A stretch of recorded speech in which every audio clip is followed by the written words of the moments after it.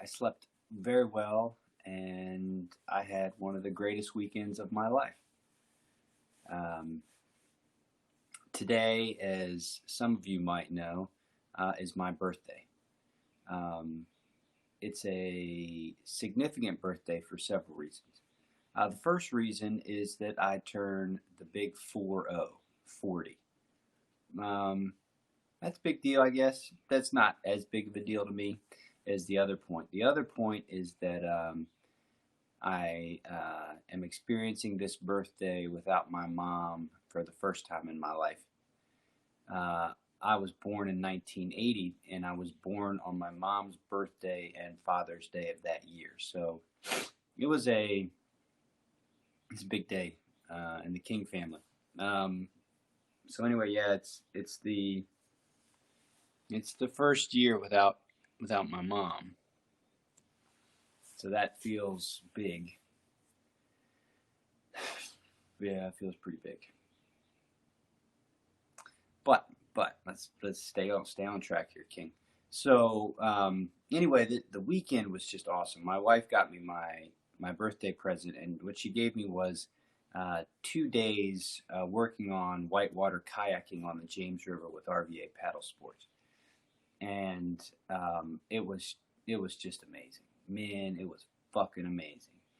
Um, First, the weather was just awesome, so grateful for that. But the big thing that was so amazing was all my life I've driven over the James River on different bridges, going to different places, and every time I've driven over these particular bridges, I would look down at the James River and I would just say in my mind, every single time I looked at it, God, I wish I was down there.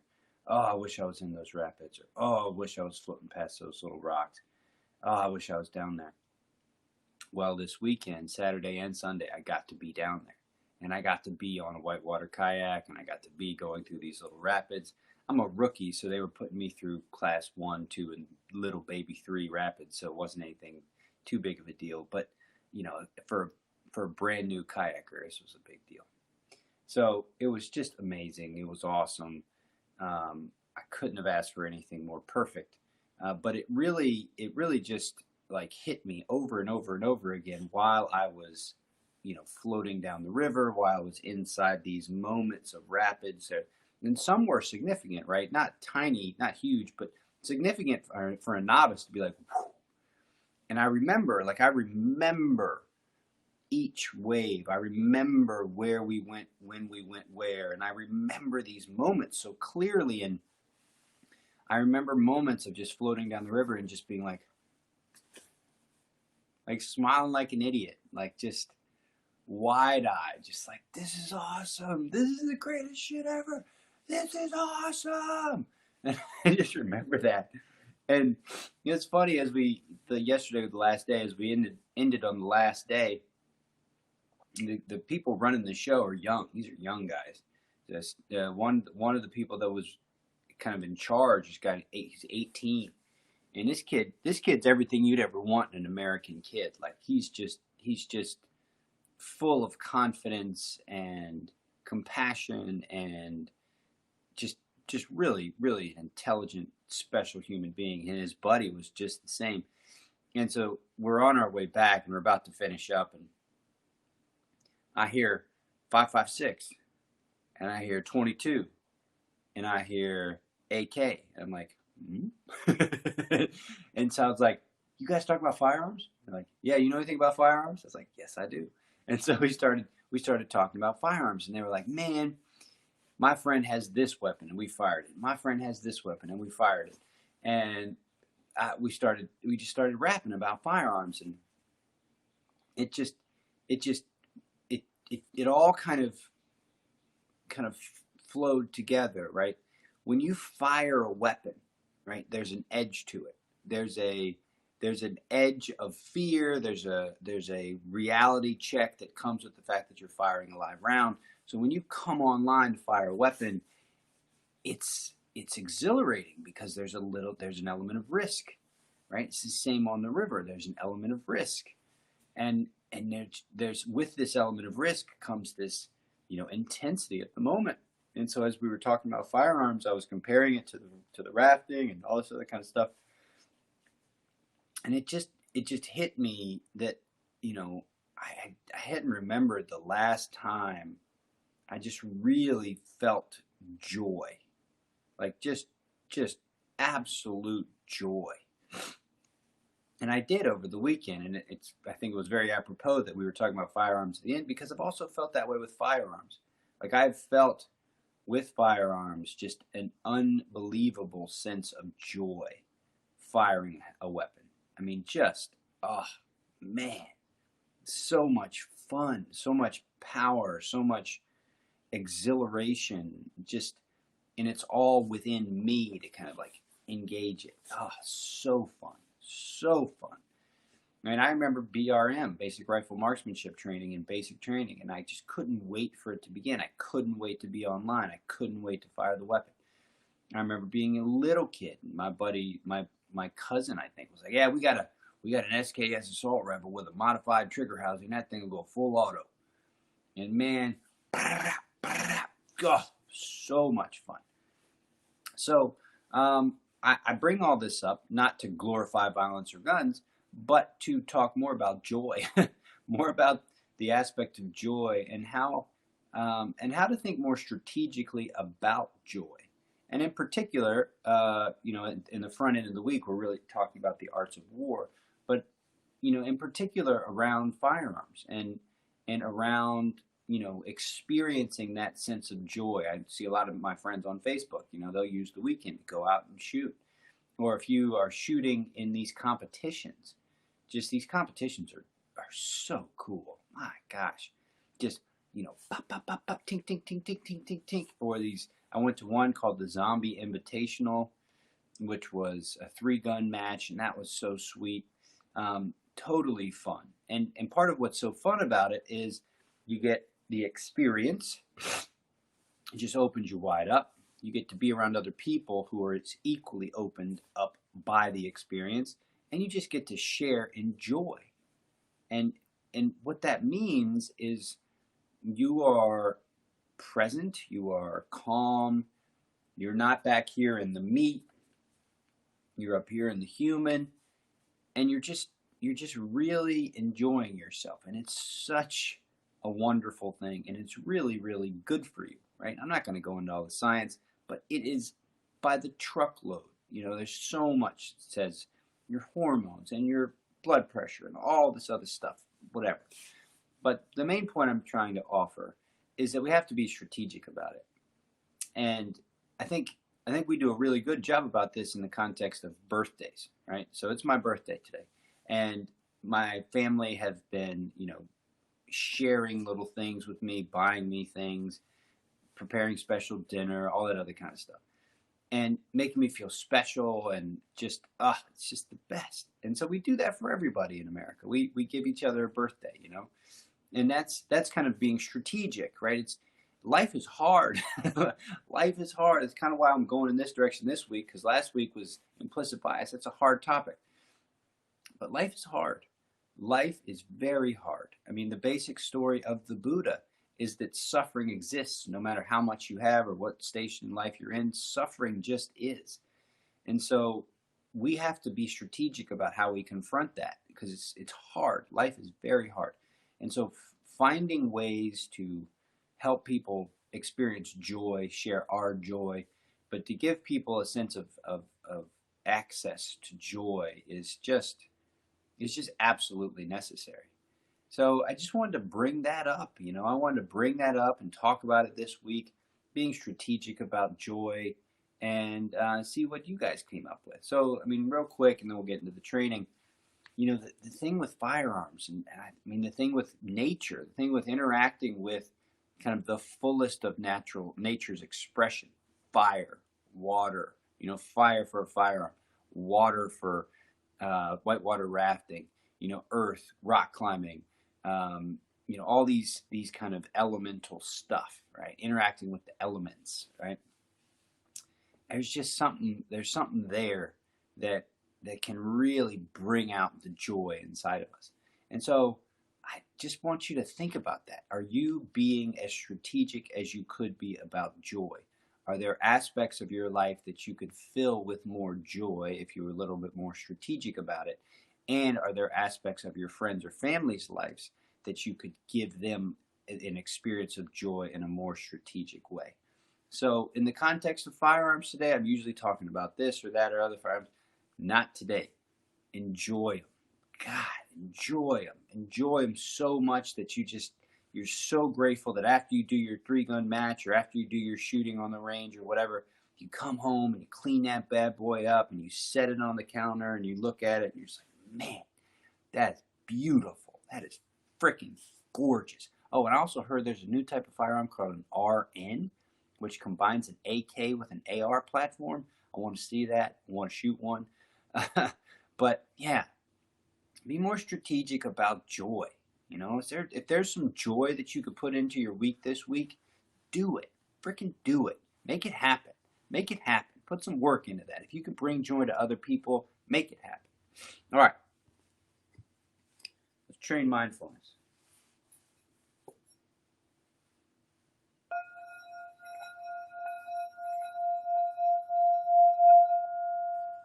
Settle. Get yourself squared away. Switch gears pretty fast there, huh? Slow down. Settle in. Let's get with first bell.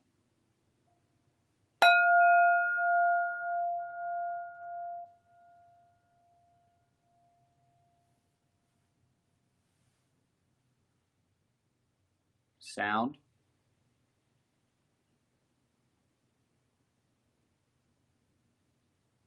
Slow. Just notice sound.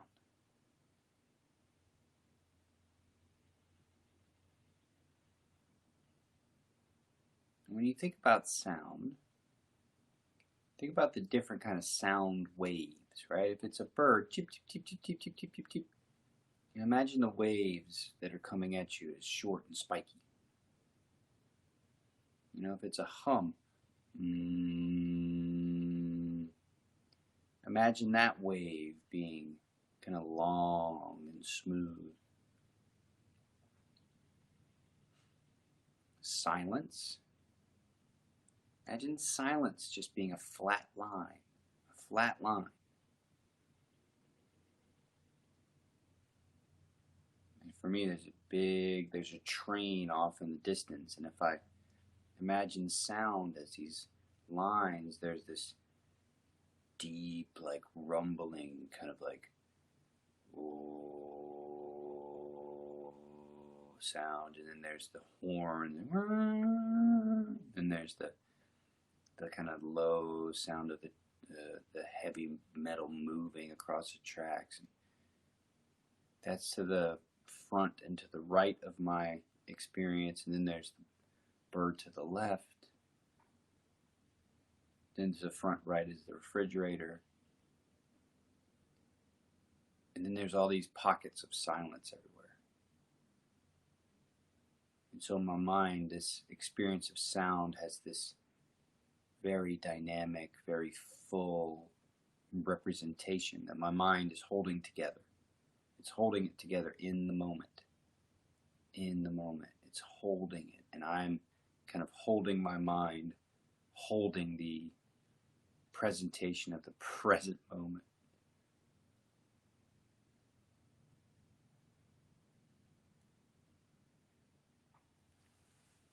And as we move into second bell,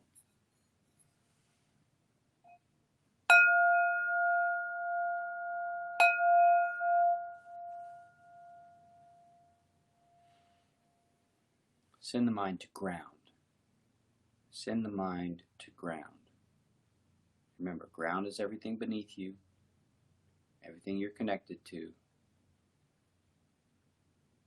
Put your mind on ground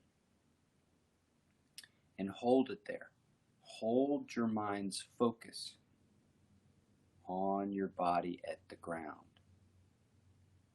If your mind is uncertain of what to pay attention to, maybe wiggle your toes.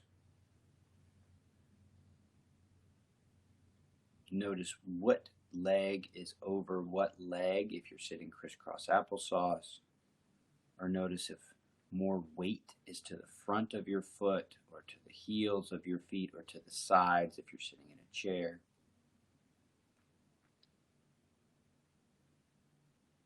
And then bring your attention to pelvis. Just notice pelvis. You're just putting your mind on the region and then waiting for the region to show up with information. And as long as you can kind of rest your mind there, the region will show up with information. And if you want to kind of ping it, say, all right, come on, shift a little bit. Maybe a tuck or untuck of the tailbone, a study of the weight of your body to the left or to the right or forward or back, or just an assessment of this is all good. Then move up to the region of the core, the belly region, the sides, the lumbar region. This region is so full of activity that it's good to start by just kind of giving it a clean slate. So let your belly out. Let your belly just totally be relaxed.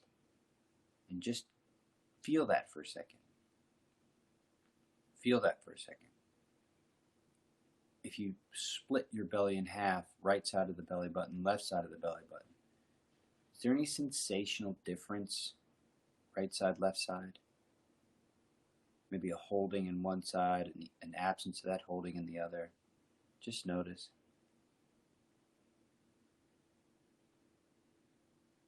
And from here, chest space, heart space. Where are your shoulder blades? Where are they? Can you just move your shoulder blades? If you just move your shoulder blades, how would you move them? Small movements, nothing big. If you pulled your shoulder blades back and together a little bit, what would you feel in your heart? Not necessarily the heart itself, but like the chest, the front of the body. If you pull the shoulder blades back and together, what does it do to the front of the body, the collarbones?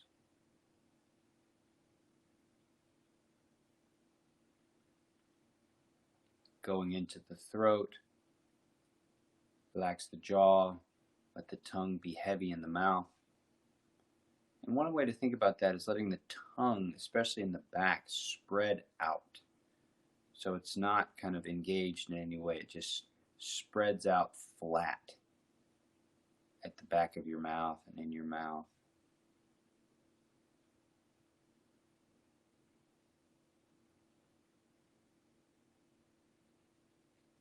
Now go into your face and your head.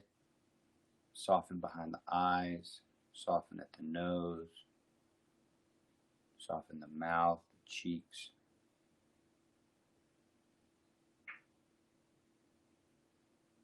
Get taller by a millimeter, and as the third bells sound, take your first fully focused round of breathing.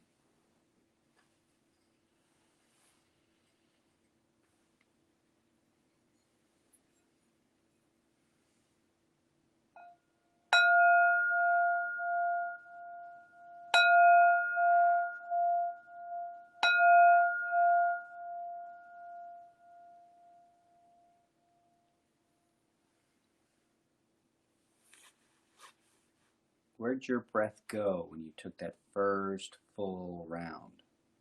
Just picture the spaciousness that the breath creates in the body. Picture its edges, its shape, and then notice what happens to that edge, that shape, when you exhale.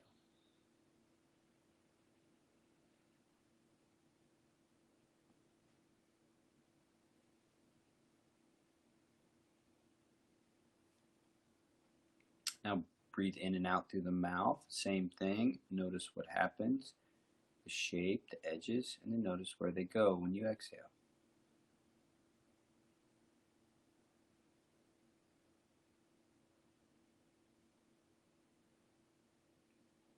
Now notice pace. Notice pace. So when you breathe through your nose, full inhale, full exhale, what's the pace of the breath? Study pace. Do the same thing for breathing in and out through the mouth on your own.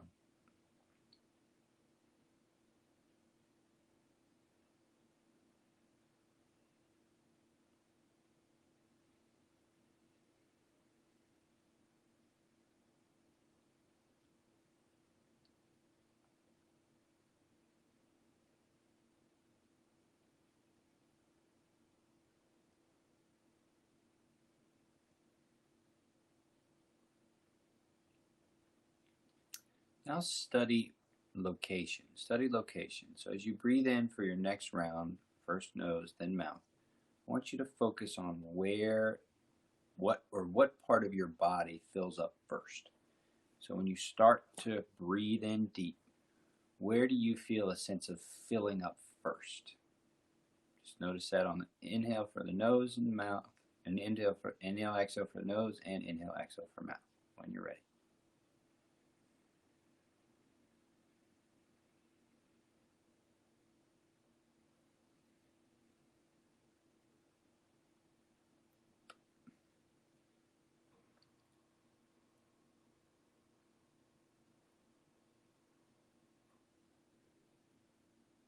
Now, last round before we sit silently is I want you to see if you can influence where your breath goes first. So if your breath went down first, if you felt your belly expand, I want you to focus on expanding your chest, then your belly. Or if your chest expanded first, I want you to focus on your belly expanding, then your chest. So flip it. Do that with the inhale of the nose and the inhale of the mouth. And what you're going to try to do here is just notice how your intention, your focus can shift where the breath goes whenever you're ready.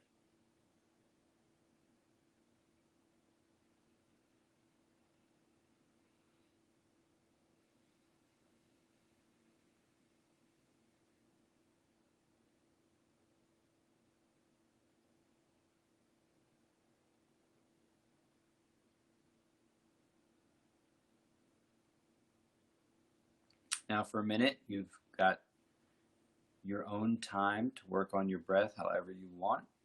Again, you can interact with the inhales and the exhales, either from the nose or the mouth, or you can inhale, exhale directionally. So maybe play around with expanding the belly first and then the chest, or expanding the chest first, then the belly. Just stay inside of that framework and practice on your own for a minute.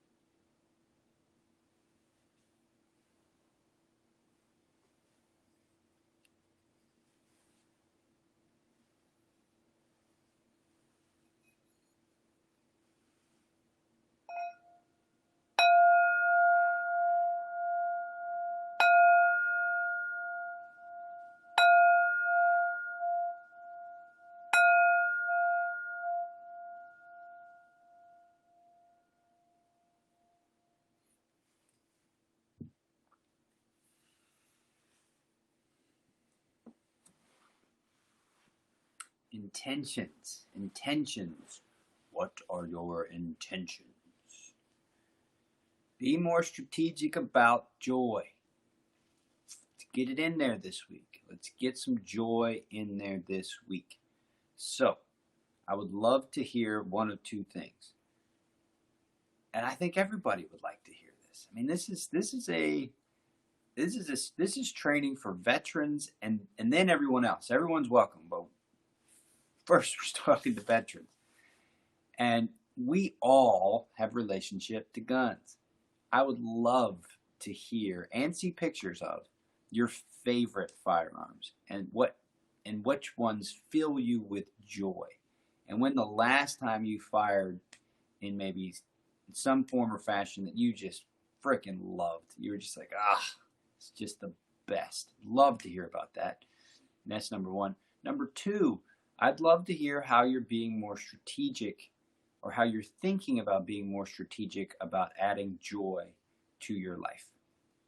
And if you have any kind of like concerns or worries that I don't know how to do it, or I don't know what I enjoy or whatever, let us know. Let myself or Troop know. If you let Troop know, he's got you squared away. He will be a very good resource, and if he can't figure it out, he'll reach out to me. So reach out to Troop. Troop may even be talking to you already. But yeah, let us know what's going on in your world and how you can add more joy. That's this week. And thank you for sharing the practice with me on this special day. I am so grateful to just continue to work and be engaged with you in this form or fashion. So it's truly an honor. Thank you, Armor Down, and I will see you tomorrow.